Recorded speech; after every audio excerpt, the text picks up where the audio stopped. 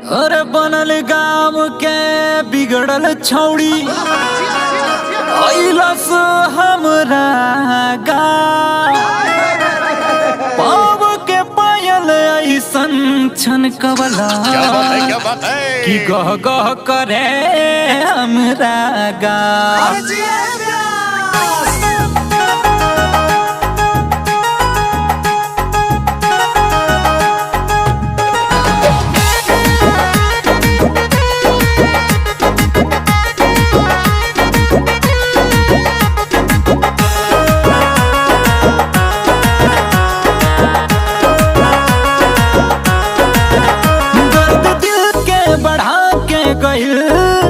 कि दर्द दिल के बढ़ा के गइल आइल ही तई में ऊ 4 दिन खातिर बाकी हल्फा मचा के गइल। आइल ही तई में ऊ 4 दिन खातिर बाकी हल्फा मचा के गइल।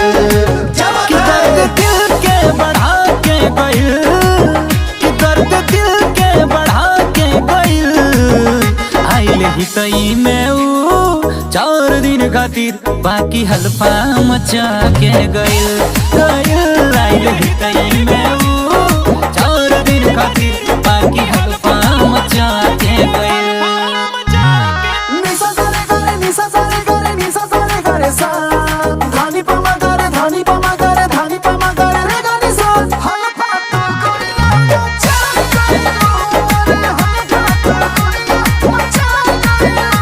लेकिन मैं क्या बताऊं अब साल दूसरा है, लेकिन मैं क्या बताऊं अब साल दूसरा है। तब चाल दूसरा था तब हाल दूसरा है, तब चाल दूसरा था तब हाल दूसरा है। क्या करोगे तुम आखिर, क्या करोगे तुम आखिर गम में अब मेरे आकर थोड़ी देर, थोड़ी देर, थोड़ी देर बैठोगे और दर्द ही बढ़ाओगे। तुम तो ठहर परदेसी साथ क्या निभाओगे।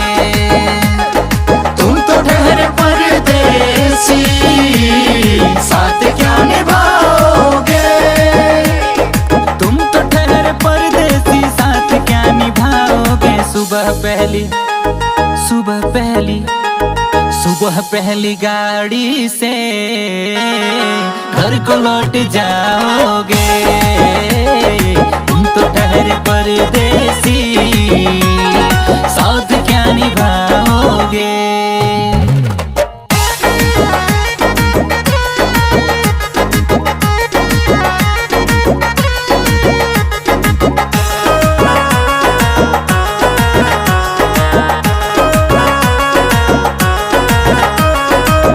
झट देना हो से जब नजर मिलावे, दिलवा के हमारा धड़कनवा बढ़ावे। करी जब इशारा मिले खातिर से दूर शहर में हमके डिस्को बोलावे, डिस्को बोलावे। झट देना हो से जब नजर मिलावे, दिलवा के हमारा धड़कनवा बढ़ावे। करी जब इशारा मिले खातिर से दूर शहर में हमके डिस्को बोलावे, डिस्को बोलावे जी, डिस्को बोलावे। नाच ऐसन नचा के गइल कि बिल ऐसन बढ़ा के गइल। अब ले देना पानी 3 साल में इतना कर्जा बढ़ा के गइल। आइल ही तई में ऊ 4 दिन खातिर